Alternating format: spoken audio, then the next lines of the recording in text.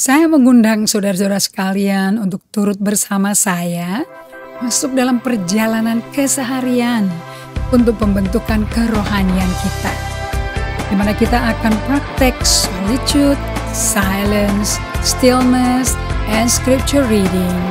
Dan satu hari per minggu kita dedicate untuk bersama Tuhan. Dengan itu kita membangun ritme hidup yang baru. Shalom semua teman-teman. Wow, masih di dalam holiday season. Semuanya liburan nih ya. Saya berdoa Anda jaga, berhati-hati supaya tidak ada yang terpapar oleh apapun juga. Karena Anda hidup sesuai pengajaran Bible Study ini. So take care di dalam perjalanan keliling-keliling melihat pemandangan sampai tahun baru. Di mana aja ini teman-teman, ada yang tahun baru di Bali, ada yang tahun baru di Jakarta, ada yang di Surabaya, ada yang di Singapura, ada yang di Amerika. Dimanapun Bapak Ibu sekalian berada, remember God is with you. Allah beserta Anda. Karena Natal itu lahirnya Allah beserta kita, Immanuel. Amen. Terima kasih untuk Ibu Ratna yang setia untuk bisa tetap belajar. Dan Anda pun bisa sambil nyetir mobil atau dalam mobil, Anda juga bisa masih mendengarkan Bible Study ini ya. Dan juga untuk Ibu Join Karel dan keluarga, saya mau ucapkan kalau nggak ketemu tanggal 31-nya Happy New Year. Dan masuk ke dalam tahun baru dengan Tuhan tentunya. Itu kita udah latih ya. Dan so you can start strong. Bisa mulai memasuki tahun 2022 dengan kuat. Right? Dan kita telah akhiri 2021 strong di tengah krisis apapun. Dan thank you so much juga untuk Joan Karel Tangku, untuk Jayadi, untuk Pak Tekno, thank you Inge, thank you semua teman-teman yang sudah melayani, Patmini, Ragini, thank you semua sudah melayani juga keluarganya sepanjang holiday ini. You are amazing mom. Dan kami bersyukur juga untuk jiwa-jiwa yang memberi diri kepada Yesus dan menyerahkan seluruh kehendaknya untuk mengikuti kehendak Allah. Have a blessed family life dengan Yesus ya. Patmini, Ragini is amazing. Punya anak-anak yang mau memberi diri untuk ikut Tuhan. That's very fantastic testimony. Oke, kita mau mulai bahwa kita ini di dalam seasonnya Tuhan, season yang mana? And we really have to know the season and time. Oke, sebelum kita akan mulai berdoa, supaya kita bisa disertai Roh Kudus, ditemani Roh Kudus, diajarkan Roh Kudus untuk bisa mengerti, memahami apa sih yang dimaksud dengan Nabi Amos ini. Hari ini kita akan masuk kitab Amos. Oke, hanya cara Tuhan kembali kepada mengikuti Tuhan akan membuat kita menjadi the remnant of God, sisa-sisa Yakub yang betul-betul akan membuat kerajaan Israel kembali bertumbuh dan berkembang. Oke, kita berdoa ya. Terima kasih ya Bapa kami yang di surga, terima kasih untuk kasih setiamu. Sungguh kau Allah yang ajaib, Allah yang luar biasa. Kami datang kepadamu karena kami mau dengar kau berfirman melalui sesi Bible Study ini. Apapun firman yang dipakai, bicaralah pada kami. Karena firman yang kami ketahui, kami mengerti firman itu memerdekakan kami. So Lord, di 2022 kami memasuki 2022, we will be strong. Kami akan memasuki bersama pengertian, pemahaman jalan-jalannya Tuhan, rancangan Tuhan, rencana Tuhan, dan kami tidak membuat peraturan-aturan main sendiri. Kami mau lihat kemenangan Tuhan, penyediaan Tuhan karena kami ada di jalur-Mu. Itu memenuhi melimpah di seluruh hidup kami dan keluarga kami dan gereja kami.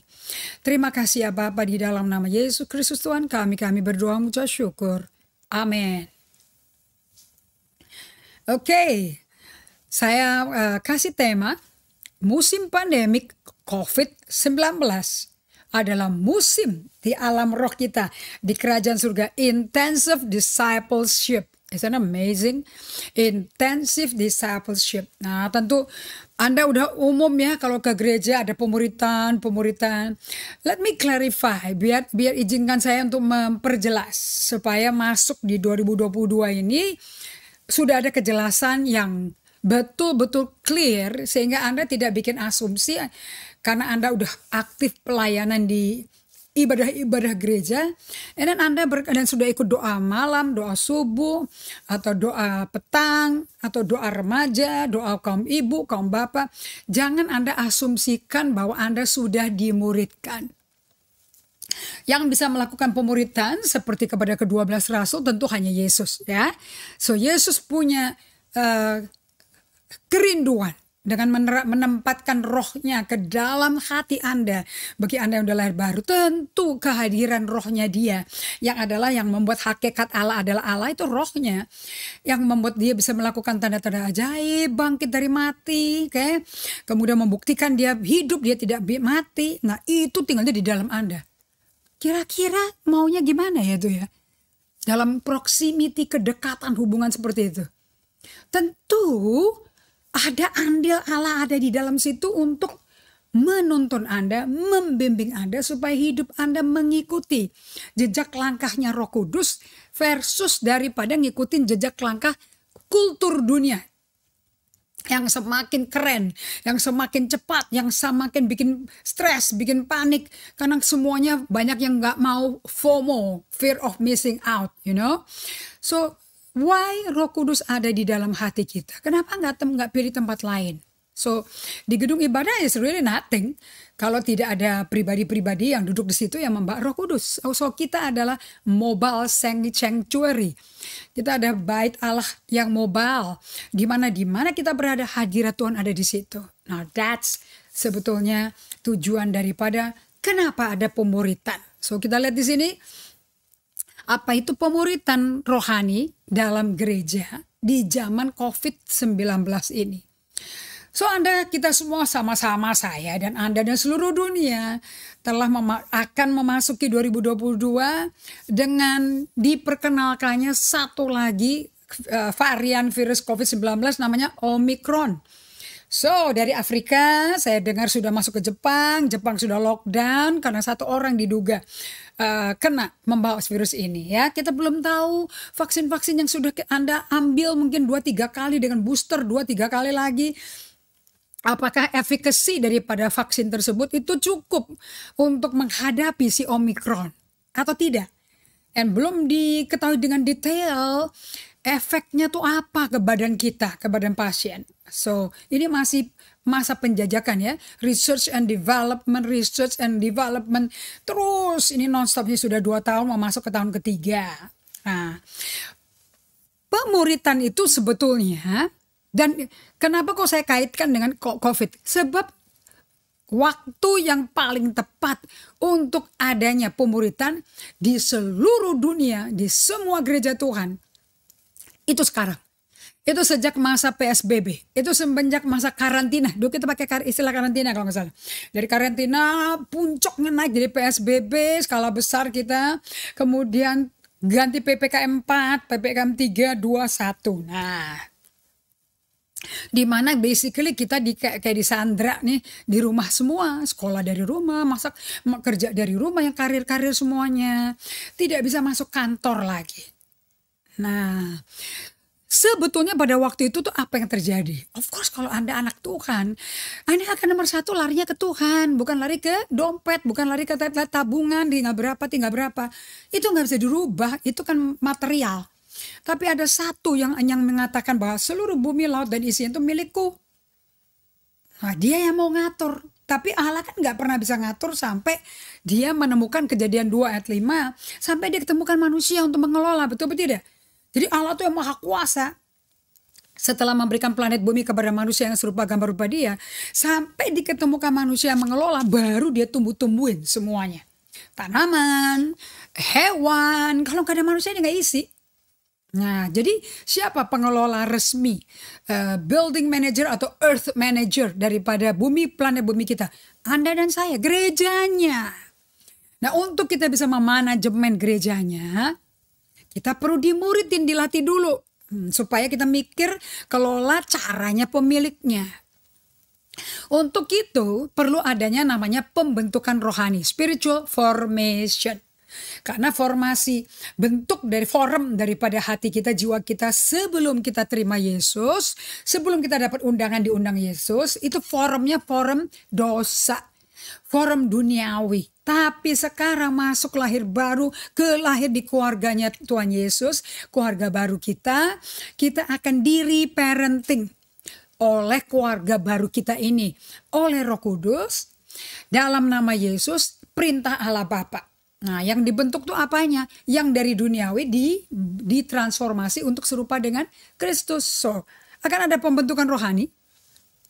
Sampai di dalam hati kita, jiwa kita, isinya tuh Yesus dan Roh Kudusnya dan kata-katanya, which is the Bible, isn't it? This is kata-katanya. Nah, oke, so Anda tahu di Ulangan 4 bahwa aku ini bukan Allah yang punya lokasi. Aku nggak suka lokasi ya.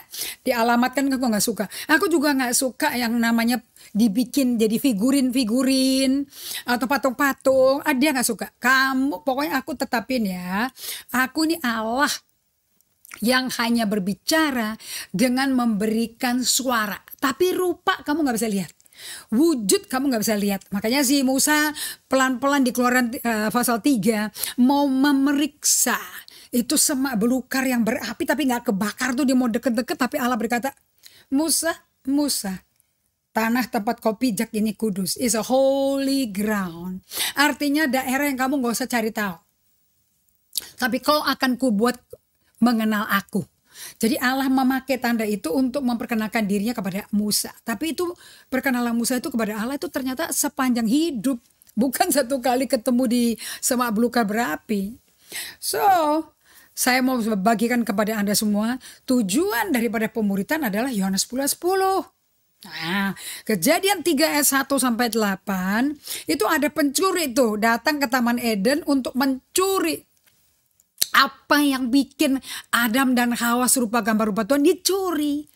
Kemudian dibunuh hubungan sama Tuhannya. Mati total. Oke. Kehidupan kekalnya hilang. Kemudian dibinasakan. Nah, berarti dia terputus total dari surga, dari Allahnya. Nggak ada relasi. Namun Yesus berkata, aku datang supaya mereka, tentunya dari Adam, Hawa dan keturunannya sampai sekarang, supaya mereka tuh siapa sih? Itu yang digodain pencuri tiap hari, mempunyai hidup dan mempunyainya dalam segala kelimpahan. Yang dipunyai kelimpahan tuh hidup ya, bukan yen, bukannya dolar, tapi kehidupan. Yang namanya kehidupan itu soul. You have fullness of soul. Karena di Kejadian 2 ayat 7 waktu Allah membentuk manusia dan dia hembuskan napasnya, rohnya dilepaskan ke dalam tanah liat itu, dikatakan manusia menjadi living soul. Jadi apa? Living soul. Dan soul itu kehidupan, makhluk hidup. Nah, manusia itu punya hidup. Itu dicuri sama setan. Dengan caranya apanya dia, tapi caranya sama. Dan supaya itu soul penuh dengan Yesus, penuh dengan Roh Kudus, penuh dengan firman-Nya yang dia awalnya waktu kita dapat hati kecil, roh yang kecil dan di mana Roh Kudus tinggal itu dia tulis pakai tangannya tuh. Anda baca Ibrani 10 ya. Hukum-hukum ditulis ke dalam hati kita. Jadi kalau Musa pegang tablet batu, kalau Yesus menulis di loh hati kita. Itu namanya sunat rohani. Oke. So, Allah maunya kita tuh hidup penuh dengan rohnya. Buktinya apa? Oke, saya pakai yang Amplified Version. Oh, the Passion Translation. A thief has only one thing in mind. So, setan cuma punya satu aja di pikiran dia. One. Tetapi anak Tuhan hanya perlu satu hal saja untuk ngalahin setan. Berada bersama Yesus. Lukas 10 ayat 41-42. Right? He wants to steal, slaughter, and destroy. Dia mau mencuri, menyiksa, dan menghancurkan. Tentu anak-anak Tuhan ini. But I have come, tapi aku Yesus telah datang untuk memberikan kepada kamu segalanya dalam kelimpahan. Everything in abundance. More than you expect. Lebih daripada apa yang kau harapkan. Life in its fullness. Until you overflow. Hidup sampai penuh dengan kehidupan roh Allah dalam kita. Sampai meludak. Makanya saya nggak setuju kalau kita anak-anak Tuhan itu yang dipenuhi Roh Kudus dipanggil sebagai kita cuman saluranmu ya Tuhan, kita cuman saluran. Kalau saluran itu kayak pipa, kayak selang. Anda tahu ya kalau nyiram kebun, punya kebun nggak? Coba nyiram, kayak pakai selang. Kalau kerannya dinyalain, ya keluar tuh air basah dalamnya dia. Begitu dimatiin, selangnya kosong, nggak ada air hidup. Anda mau jadi selang? Setelah dipakai untuk bawakan firman, mendoakan orang, keluar aliran Roh Kudus. Keluar firmannya. Habis itu matiin. Tek, kira-kira Anda jadi apa? Tanah lagi. Karena nggak ada yang ngalir. Makanya kita disebut bejana. 2 Korintus 4 katakan, kita ini bejana. Dalam bejana tanah liat ini ada kemuliaan Allah, kuasa Roh Kudus. So Anda apa? Bejana. Nah di Galatia 5 ayat 22 sampai 23. Lihat ciri-ciri daripada ini kehendak Allah. If you really overflowing, dampaknya ke karakter. Tetapi buah roh ialah. Saya pakai bahasa Indonesia ya. Kasih. Cuman satu buah rohnya Bapak Ibu sekalian. Allah itu itu adalah milik pusaka kita, bukan? Bagi orang Lewi, Allah itu adalah milik pusaka kita. Kan Allah adalah 1 Yohanes 4 ayat 8. Kasih. Jadi kalau dikatakan buah roh kita adalah kasih, berarti buah roh kita apa? Hadirat Allah. Karena Allah adalah kasih. Jadi Allah buah roh kita. Alias seluruh hidup kita dipenuhi sama Allah. Volumenya meningkat, biar kayak Yohanes Pembaptis berkata, biar aku berkurang-kurang tapi Kristus bertambah-tambah. Kira-kira kasih agapenya penuh gak di Yohanes Pembaptis? Makanya dia berani loh dipotong, dipenggal kepalanya loh. Kemudian jadi hadiah tuh dia taruh di tilam tuh bagi si Herodias itu. Aduh kejamnya gak karuan. Itu udah sejarahnya Anda bisa belajari loh. Mungkin musim liburan ini bisa baca daripada baca laporan COVID melulu. Mendingan baca itu. Nah efeknya dari penuh dengan Allah, you are full with God. Anda akan ada sukacita, damai sejahtera. Ini efeknya. Kesabaran, kemurahan, kebaikan, kesetiaan, kelemah lembutan, penguasaan diri. Tidak ada hukum yang menentang hal-hal ini. Mau hukum apapun, sipil lah, militer lah, apapun gak bisa membatalkan kasih. Semua manusia fungsinya apapun juga, Anda butuh kasih. Dan Anda sebagai bejana yang penuh dengan kasih Allah, biar itu overflow. Nah, sampai semua orang itu kecipratan.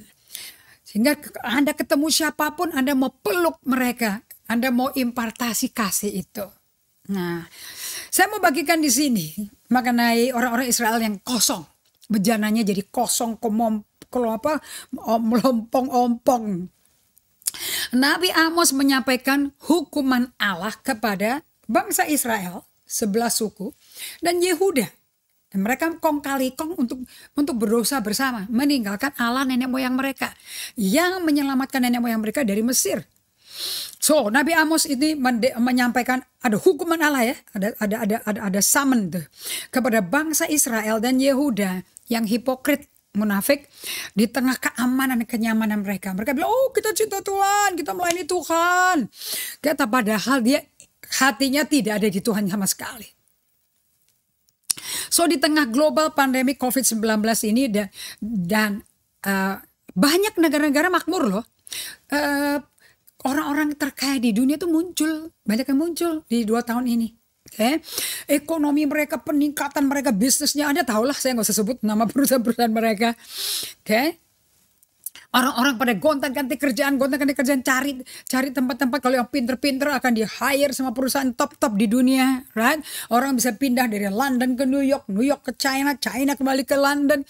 Wow, at this moment headhunting is very busy.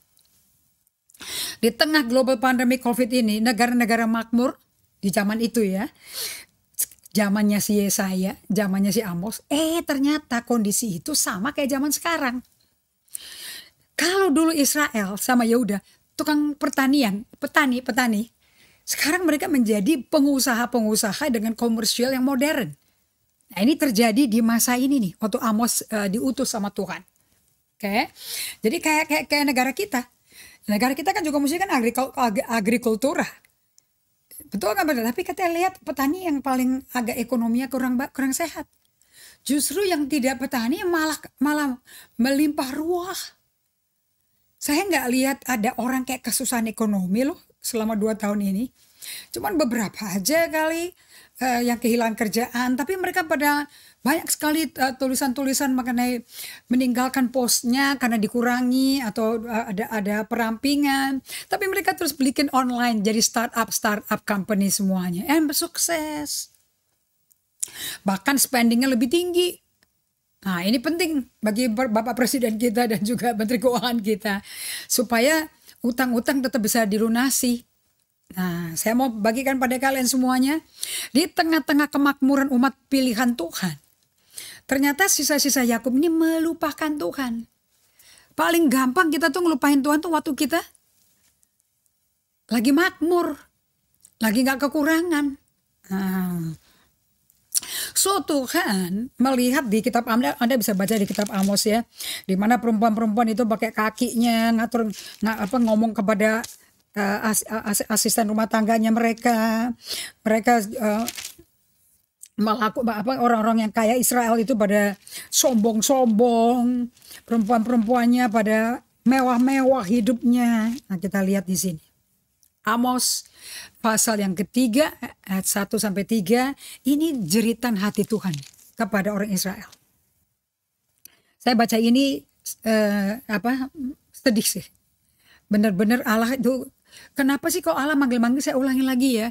Allah tuh pasti nyari kita karena kita miliknya Dia. Dan Dia yang bikin bangsa Israel. Jadi kita juga keturunannya Raja Daud karena kita di dalam Yesus. Kita juga kalau kita melintang-melintang berontak-berontak pada Tuhan, kita juga dicari karena kita biji mata Dia. Jadi Anda mesti tahu ya, hubungan Allah sama kita tuh erat. Sayangnya kita yang mau dieratin hubungannya sama Tuhan, kitanya kabur karena ada hal-hal duniawi yang lebih menarik. Nah, lihat di Amos 3.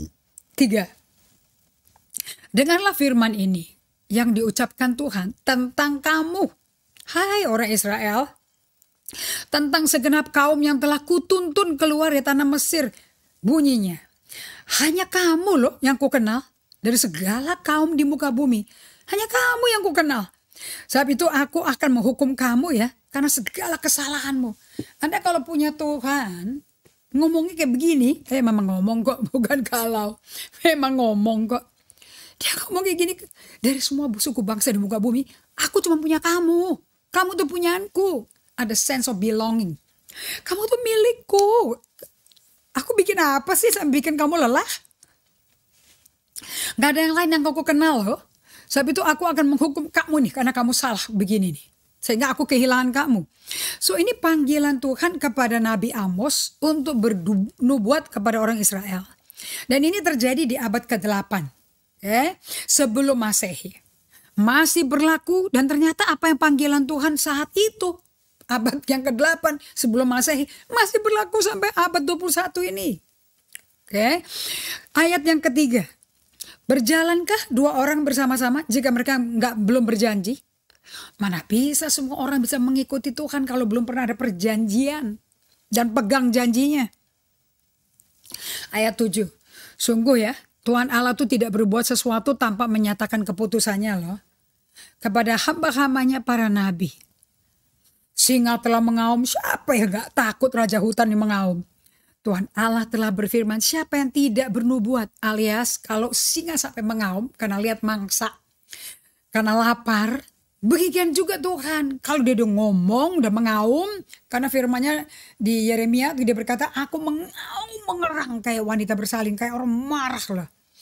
Nah, siapa yang masa nggak ada yang bernubuat? Nggak mungkin lah, kalau Allah udah berbicara pasti ada yang nubuat. Nah, saya mau bawa kepada Anda, sebetulnya bangsa Israel itu siapa sih sebetulnya? Ini bangsa yang begitu spesial, yang begitu dicintai, yang Allah rela memberikan nyawanya demi merescue mereka. Sampai kehidupan Anda dan saya juga ini berlaku. Kita baca ya, 700 tahun sebelum zaman Amos, Allah telah berfirman. Ayat 29 Ulangan pasal 4. Dan baru di sana engkau mencari Tuhan, Allahmu, dan menemukannya, asal engkau menanyakan dia dengan segenap hatimu dan segenap jiwamu. Apabila engkau dalam keadaan terdesak dan segala hal ini menimpa engkau di kemudian hari, maka engkau akan kembali kepada Tuhan Allahmu. Dan sebab Tuhan Allahmu adalah Allah yang penyayang.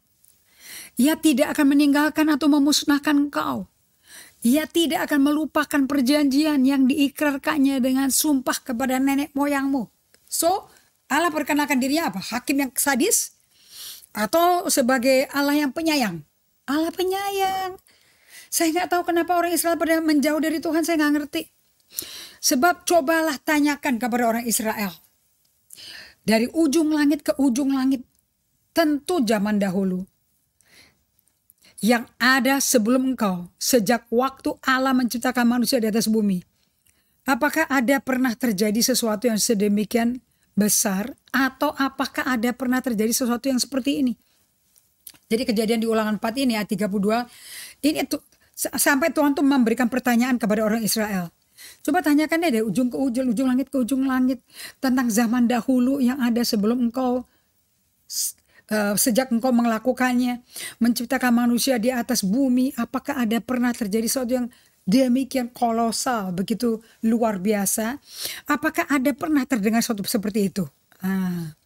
Kemudian ayat 33, pernah gak sih suatu bangsa mendengar suara ilahi yang berbicara dari tengah-tengah api seperti yang kau dengar dan tetap hidup? Jadi ini situasinya orang Israel itu mengisolasi diri, dia gak mau balik ke Tuhannya. Atau pernahkah suatu Allah mencoba datang untuk mengambil baginya suatu bangsa dari tengah-tengah bangsa lain dengan cobaan-cobaan, tanda-tanda, serta mujizat-mujizat dan peperangan dengan tangan yang kuat dan lengan yang teracung dan dengan kedahsyatan yang besar. Seperti yang dilakukan Tuhan Allahmu bagimu di Mesir di depan matamu. Jadi ternyata orang-orang yang kenal Tuhan tapi karena perbuatan Tuhan, itu tidak bisa kenal Tuhan dari hati. Makanya mereka bisa murtad dengan gampang sekali, bisa lupa. Ayat 35, engkau diberi melihatnya untuk mengetahui bahwa Tuhanlah Allah, tidak ada yang lain kecuali Dia. Saya ingat ya, saya ajarkan mengenai Mika. Nabi Mika artinya apa? Who is like Yahweh? Siapa yang seperti Yahweh? Di sini lagi Allah di Ulangan 4 dari zaman nenek moyangnya udah dikasih tahu. Coba ini dikasih tahu ke anak cucumu dan cicitmu. Engkau dikasih lihat loh untuk mengetahui bahwa Tuhan itu Allah. Gak ada yang lain. Dari langit Ia membiarkan kau mendengar suaranya. Catat ya Bapak Ibu sekalian, di tengah-tengah liburan ini, apakah Anda tetap menjaga hubunganmu dengan Tuhan dan mendengar suara Tuhan? Untuk mengajari engkau di bumi, Ia membiarkan engkau melihat apinya yang perkasa dan segala perkataannya kau dengar di tengah-tengah api di Gunung Horeb maupun di Musa di semak belukar itu. Nah, karena Ia tuh mengasihi nenek moyangmu dan memilih keturunan mereka, maka Ia sendiri telah membawa engkau keluar dari Mesir dengan kekuatannya yang besar. Kau begitu bisa lupa ya? Sebab itu, ini yang penting nih, ketahuilah pada hari ini. Nah, jangan karena liburan terus hubungan sama Tuhan jadi ikut-ikut libur. Karena Tuhan itu menemani Anda, supaya Anda menikmati liburan Anda. Tidak ada yang sakit, tidak ada yang kecelakaan di jalan, di pesawat terbang, dimanapun, God is with you. Sebab itu ketahuilah pada hari ini dan camkanlah, take heed, artinya tuh dengar untuk ditaati. Bahwa Tuhanlah Allah yang di langit, di atas bumi, dan di bumi di bawah. Tidak ada yang lain. Artinya apa Bapak Ibu sekalian, tidak ada yang lain? Nggak ada Tuhan yang lain, itu bukan Tuhan artinya. Hanya Allah Abraham, Ishak dan Yakub adalah Tuhan. Tidak ada yang lain. Katakan sama-sama, sambil di mobil, dimanapun, di ruang tamu, sambil makan, sambil nonton kita bersama. Kan Anda bisa nonton di TV juga ya. Ini Anda katakan tidak ada. Tidak ada. Kalau pakai smart TV bisa ya. Tidak ada yang lain. There's no other God like our God. Berpeganglah pada ketetapan dan perintahnya yang kusampaikan kepadamu pada hari ini, supaya baik keadaanmu. Anda mau baik keadaannya di tengah-tengah pandemi seperti ini? Kita nggak tahu bagaimana kehidupan Anda, ekonomi, bisnis masih jalan, masih apa tidak. Kalau customer bisnisnya terdampak, Anda juga bisa hilang, terdampak ke bisnisnya. Tapi kalau Anda ketahui hari ini dan mencamkan bahwa Tuhan itu, Tuhannya Anda tuh tidak ada lagi Tuhan lain selain Tuhannya Anda. Dan Anda pegang perintahnya, kata-katanya dia, ketetapannya yang kusampaikan kepadamu hari ini. Maka keadaanmu di tengah-tengah customer mengalami apa, Anda juga doakan customer, doakan supplier Anda, doakan tim Anda, baik keadaannya. Keadaan anak-anakmu yang kemudian, bahkan yang belum lahir pun dijamin baik. Supaya lanjut umurmu di tanah yang diberikan Tuhan Allahmu kepadamu untuk selamanya. Camkan baik-baik ya. Allah kasih tanah. Anda tidak mentaati firman supaya Anda dapat tanah loh. Itu salah konsep ya. Tuhan sudah kasih tanah sebelum umatnya ada. 7 negara lebih kuat, lebih besar daripada Israel.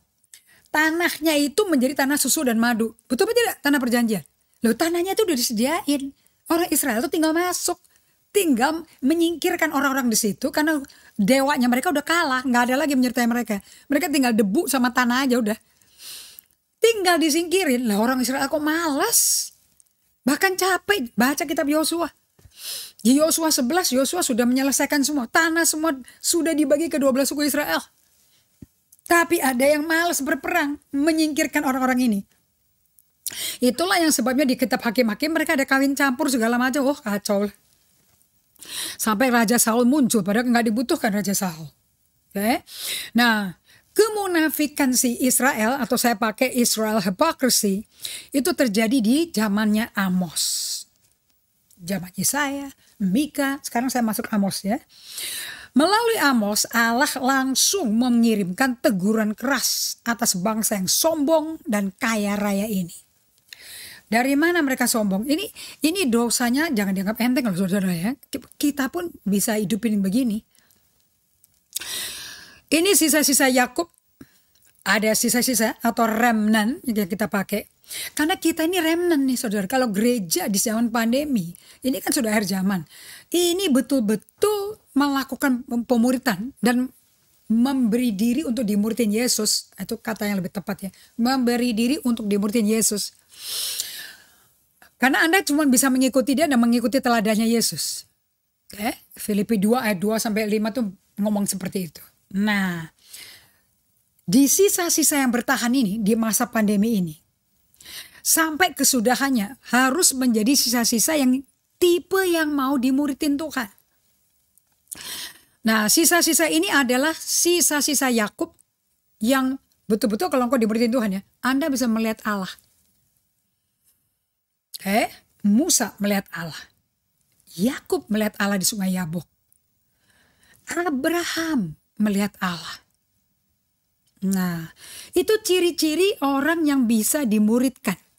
Kalau Anda nggak dimuridin, Anda nggak akan ngalami ini.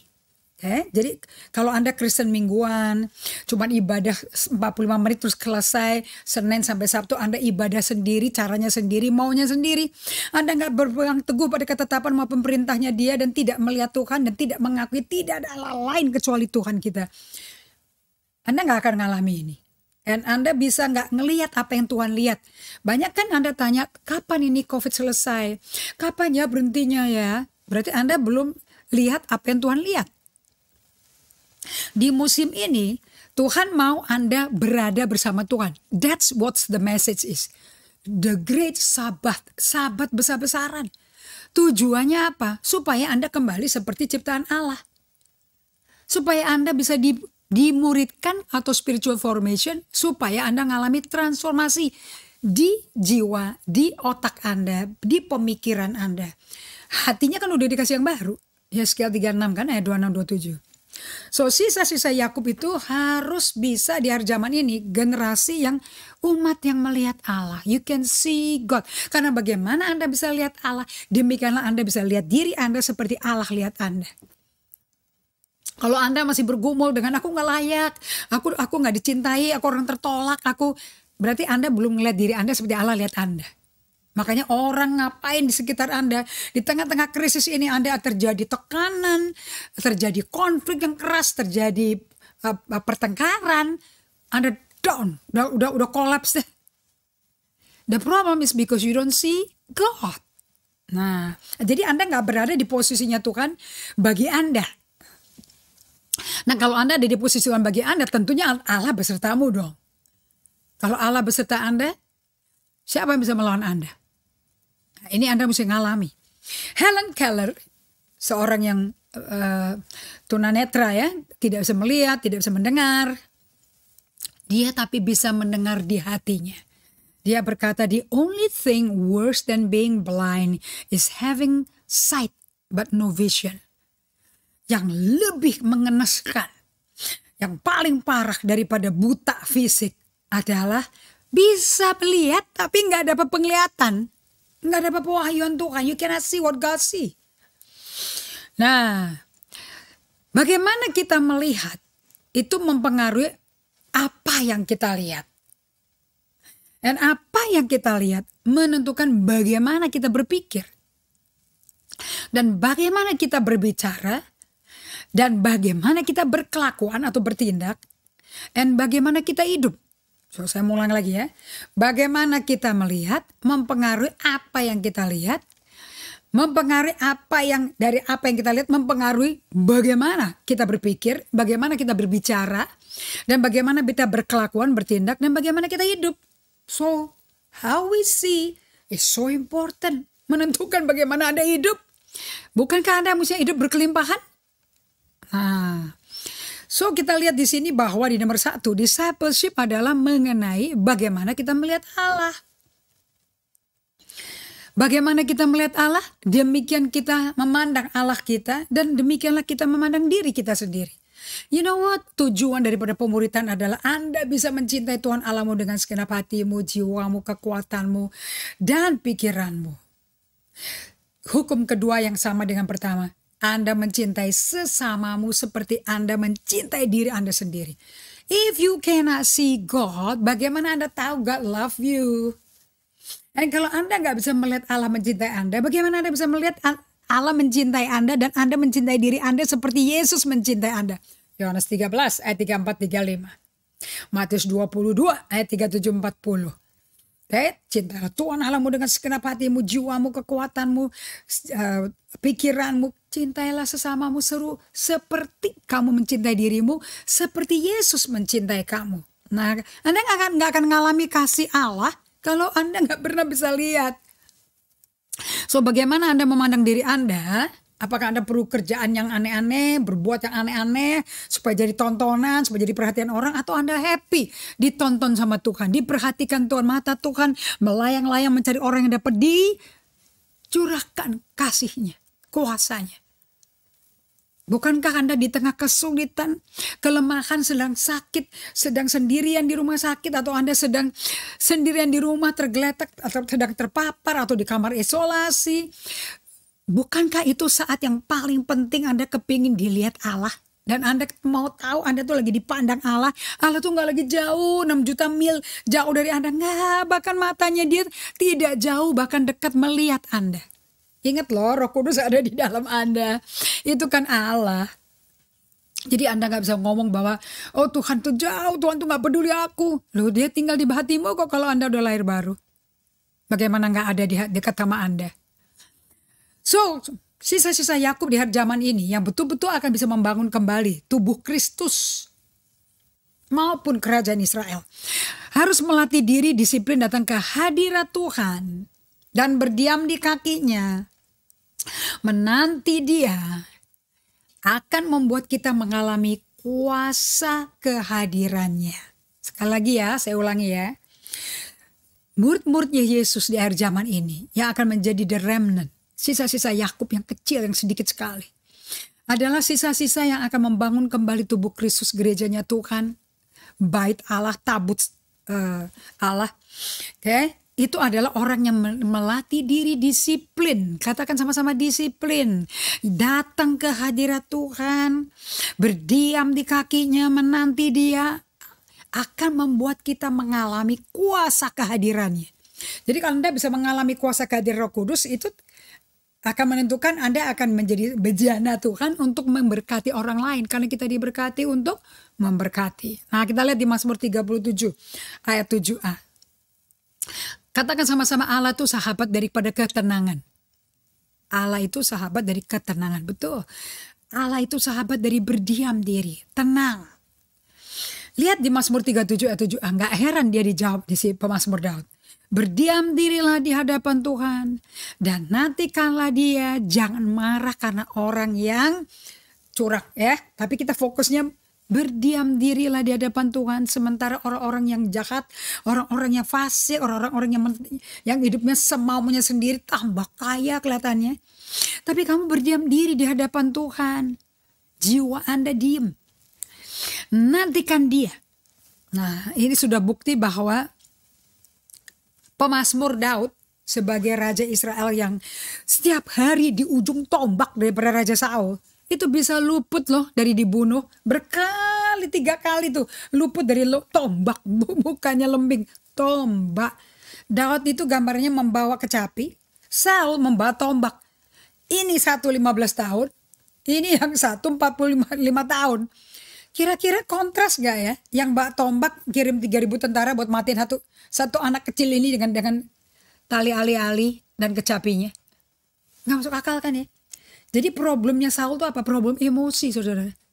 Bukan problem kurang uang, kurang senjata. Bukan. Emosinya.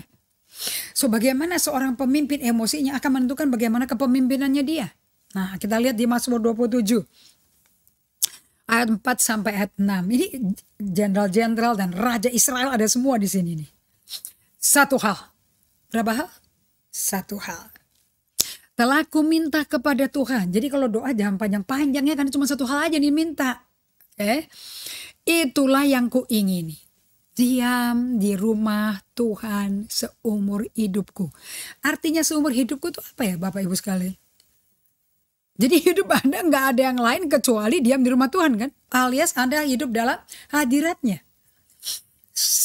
Seumur hidup Pak. Jadi kalau lagi nyetir ke Trans Sumatera mungkin, atau lagi keliling Jawa Bali, atau lagi ke Eropa, mungkin lagi ke Los Angeles, ke California. Saya maksudnya pada Anda semua, satu-satunya yang perlu diminta adalah seumur hidup Anda diam di rumah Tuhan, selalu berada di hadirat Tuhan. Kalau Anda seperti itu hidupnya, sekalipun lagi liburan tahun baru, lagi makan enak pesta terus, tapi Anda menyaksikan kemurahan Tuhan dan menikmati baitnya. Anda menyaksikan kemurahan Tuhan, the grace of God, dan menikmati baitnya. Sebab Ia melindungi aku dalam pondoknya.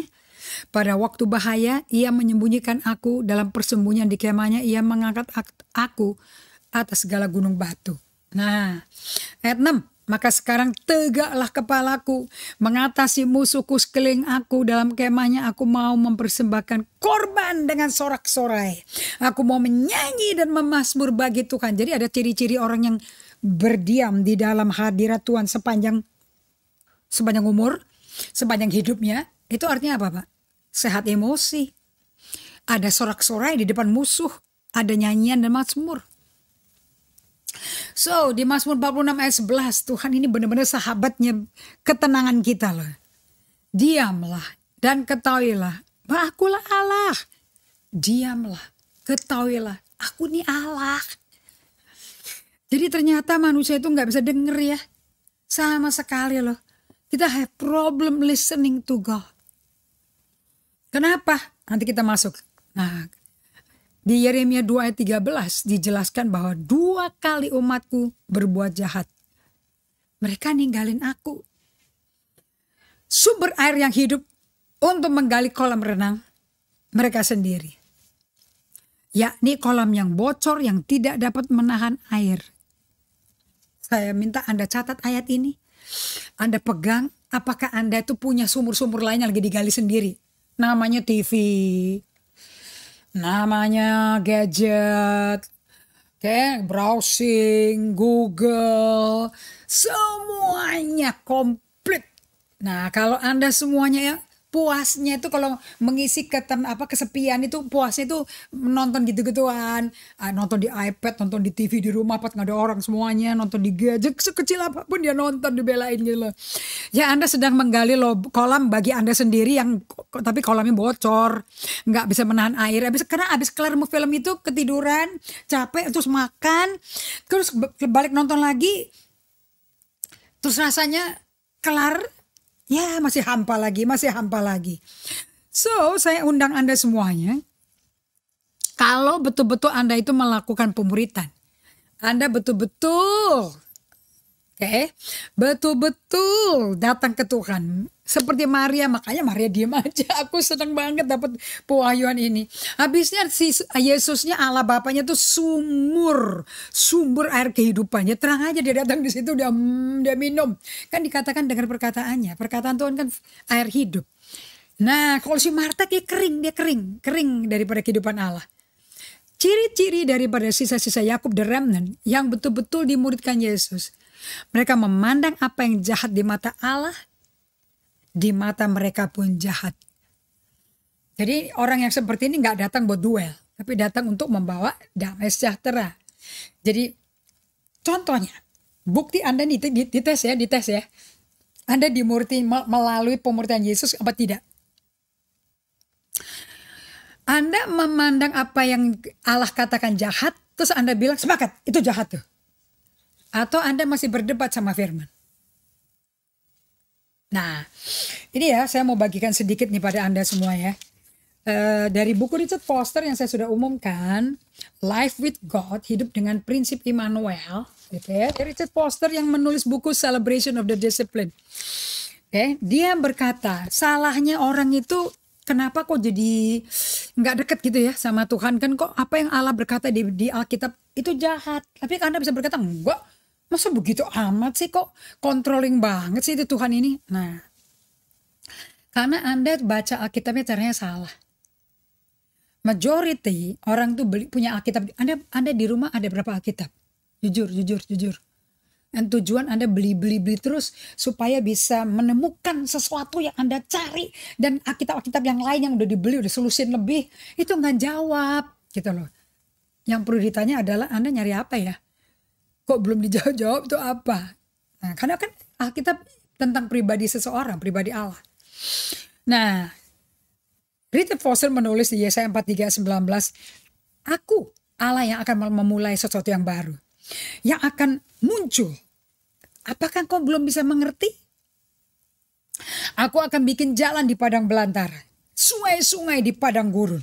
Nah, orang membeli Alkitab untuk dibaca dan bisa punya 9 versi, Nah, tetapi tetap sesat, tetap malah keracunan begitu loh, malah diputer balikin ayatnya. Itu kok bisa begitu tuh gimana sih? What is the source of the problem? Richard Foster berkata, well, the source of the problem is rooted in two most common objective people have for studying the Bible. Ternyata problem utama kenapa kalau Tuhan lihat ini jahat, kok kamu lihatnya gak jahat? Kok beda banget tuh kenapa? Karena sumber problemnya adalah itu berakar di dalam dua objektif manusia waktu mereka beli Alkitab. Yang pertama, the first is the practice of studying the Bible for information and knowledge alone. Beli Alkitab, belajar Alkitab demi mendapat pengetahuan, demi mendapat informasi aja. Nah, ini bisa termasuk ya informasi tentang suatu fakta tertentu atau kejadian bersejarah atau pengetahuan yang general aja atau suatu doktrin atau apapun. Nah, Ada orang yang berkata, aku kepingin ketemu Ibu Henry, pingin tanya di Tuhannya Ibu Henry ini. Nah, kalau Anda beli Alkitab buat informasi sama knowledge aja, saya mau kasih tahu pada ahli. Richard Foster berkata seperti ini. Oke. Semua pengetahuan, we know from experience, bagaimana pengetahuan bisa bikin orang jadi arogan. Bahkan pengetahuan Alkitab, arogan tentang pengetahuan Alkitab dan pengetahuan Allah, itu sombong, pengetahuannya sombong.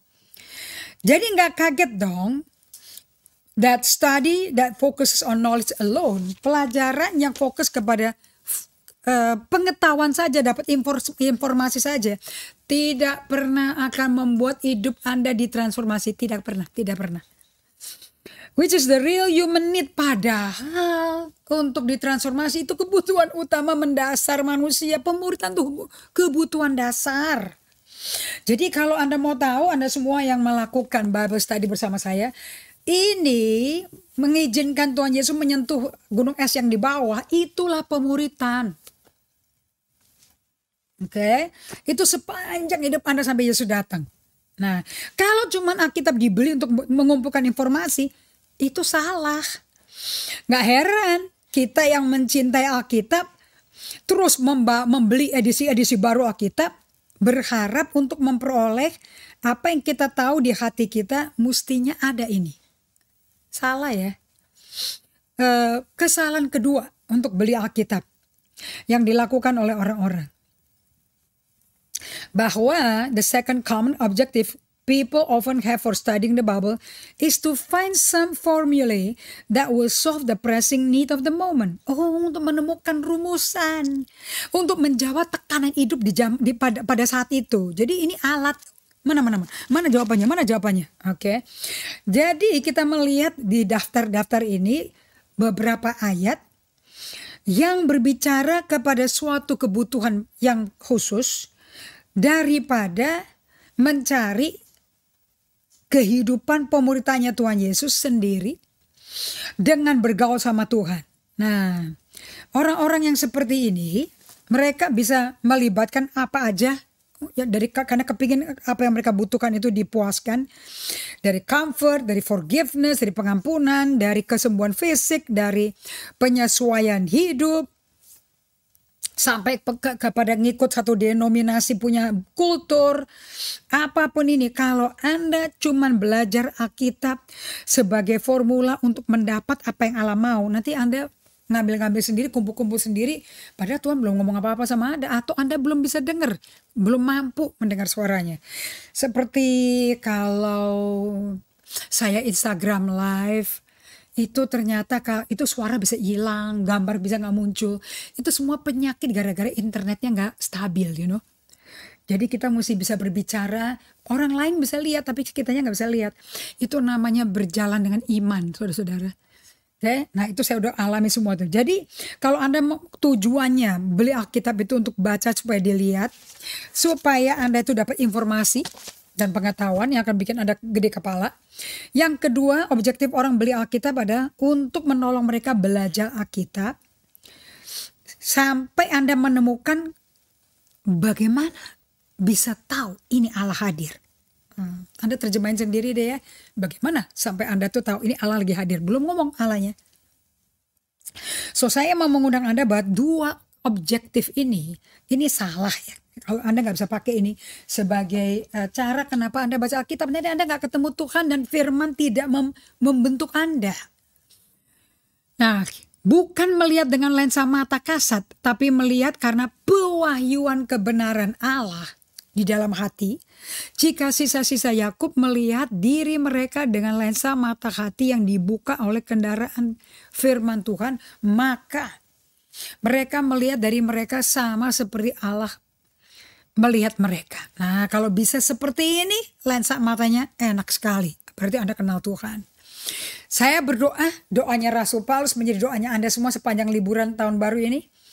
Aku berdoa dan meminta kepada Allah Tuhan kita Yesus Kristus, yaitu Bapa yang mulia, supaya Ia memberikan kepadamu roh hikmat dan wahyu. Untuk mengenal dia dengan benar. Mengenal dia dengan benar artinya Anda punya lensanya Tuhan, sehingga Anda melihat Tuhan seperti Tuhan melihat dirinya, seperti Tuhan lihat Anda. Sekarang Anda punya nggak perspektif yang sama seperti Tuhan itu? Ini muncul dari pemuritan semua ini. Okay. Kalau Anda kurang jelas, Anda bisa kontak ke nomor di inbox kami dan Anda bisa kirim pelajaran-pelajaran Anda sudah terima, sehingga Anda baru sekali kalau mau dengar bahwa ini pemuritan. Apapun yang nggak kelihatan dalam diri kita, tapi kelihatan di tengah-tengah aniaya, kesulitan dan tekanan. Dan supaya ia menjadikan mata hatimu terang. Ini doanya Paulus, doa saya bagi semua jemaat saya. Tolong menjadikan mata hati mereka perang Tuhan. Agar kamu mengerti pengharapan apa yang terkandung dalam panggilannya. Jadi kalau Anda dipanggil Tuhan, panggilan menyertai Anda ya. Betapa kayanya kemuliaan bagian yang ditentukan padanya. Bagaimana? Sekarang kita mau lihat ya, bagaimana Rasul Paulus memberitakan siapa Allah dan siapa kita. Yuk kita lihat dari sudut pandangnya Rasul Paulus. Saya ambil dari Kisah Rasul 17 ayat 23 sampai 28. Siapa kita? Siapa Allah? Dibahas oleh Rasul Paulus. Allah yang telah menjadikan bumi dan segala isinya. Ia yang adalah Tuhan atas langit dan bumi. Tidak diam dalam kuil-kuil buatan tangan manusia. Dan juga tidak dilayani oleh tangan manusia. Seolah-olah ia kekurangan apa-apa. Karena dialah yang memberikan hidup dan napas dan segala sesuatu kepada semua orang. Wow. Allah yang telah menjadikan bumi dan segala isinya. Allah yang membuat langit dan bumi. Nggak diem di kuil buatan tangan manusia. Juga nggak perlu dilayani pakai tangan manusia. Seolah-olah ia kekurangan apa-apa. Karena dialah yang memberikan hidup dan napas dan kepada segala semua orang yang mau melayani Tuhan. Ayat berikutnya, ayat 28. Sebab di dalam dia kita hidup. Anda hidup di mana? Yesus datang tadi untuk apa? Memberikan hidup, bahkan hidup berkelimpahan kan? Nah di dalam dia kita hidup. Jadi Anda kalau mau punya lensanya Tuhan, supaya Anda lihat Tuhan seperti Tuhan lihat dirinya, seperti Tuhan lihat Anda. Anda mesti berada di dalam Kristus, baru Anda hidup. Kita bergerak dan Anda bisa hidup, bisa bergerak, bisa ada. Seperti yang telah juga dikatakan oleh punjangga-punjanggamu. Sebab kita ini dari keturunan Allah juga. Wah jago sekali si Paulus. Oke. Allah tuh bagi kita, dia tuh hidup, dia bergerak, dia ada. Dan dia juga ngikutin pujangga. Itu Allah kita yang luar biasa. Sebab kita ini dari keturunan Allah juga. Nah masalah yang belum terselesaikan di Israel adalah kebutaan rohani. Nah kondisi Israel saat itu kita baca ya. 1, mereka buta rohani. Enggak bisa melihat Allah. Mereka enggak memiliki pemahaman sebetulnya mereka itu dipilih Allah, tetapi untuk apa? Mereka telah jadi seperti apa dan mereka harus berbuat apa untuk menjadi umat khusus spesialnya Tuhan. Oh wow. Mereka telah menjadi seperti apa dan mereka harus berbuat apa untuk menjadi umat khusus seperti Tuhan. Nah orang Israel dan Yehuda buta total. Tetapi betapa sayangnya, betapa sabarnya. Kok Allah masih melayani mereka seperti gak ada problem sama sekali. Nah saya mau sampaikan kepada Anda di Amos 3 ayat 2 dari The Message Bible. Allah berkata kepada orang Israel bahwa kamu jangan buta total dong. Kamu tahu gak dari seluruh muka bumi yang aku punya cuman kamu. Out of all the families on earth I pick you. Therefore because of your special calling I'm holding you responsible for all our sin. Ini bagus sekali nih pewahyuannya. Okay, you only have I chosen among all the families of the earth. Therefore I will punish you for all your iniquities. Nah, lihat di sini ya. Jadi 2 ayat pakai bahasa Inggris menjelaskan ayat yang ketiga. Jangan kamu kenal Tuhan karena baca buku Alkitab. Supaya dapat informasi. Anda gak kenal pribadinya karena dia pribadi. Anda mesti kenal dari hati, bukan dari pikiranmu. Nah, ingat, kalau Anda pegang masa depanmu seperti apa, pegang nubuat masa depanmu seperti apa. Contohnya ini nih, out of all the families on earth, I pick you. Therefore, because because of your special calling, I'm holding you responsible for all your sin. Nah, artinya apa? Tuhan mau Anda tahu begitu rupa siapa tuh Allah, supaya Anda tahu siapa tuh Anda. Itu dengan Anda sadar, aku ini bangsa yang dipilih Tuhan sendiri, yang diambil Tuhan dari segala suku bangsa untuk menjadi miliknya. Jadi, kalau Anda betul-betul menjadi miliknya, Anda mestinya bisa melihat Tuhan. Kita lanjutkan lagi di tahun baru, saudara-saudara, supaya Anda itu menjadi generasi di tahun baru bisa lihat Tuhan. Supaya dengan tantangan ekonomi, tantangan kesehatan, segala macam, Anda bisa lihat Tuhan. Oke, ini tidak ada yang mustahil karena Anda sudah diberikan buku-buku ini. Dan saat ini Anda sedang mengalami proses the dark night of the soul.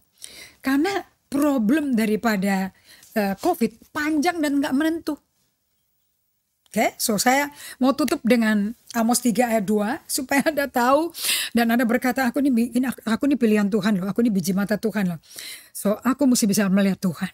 Mari kita berdoa ya. Bapa, kami bersyukur. Kami melihat sendiri perkataanmu.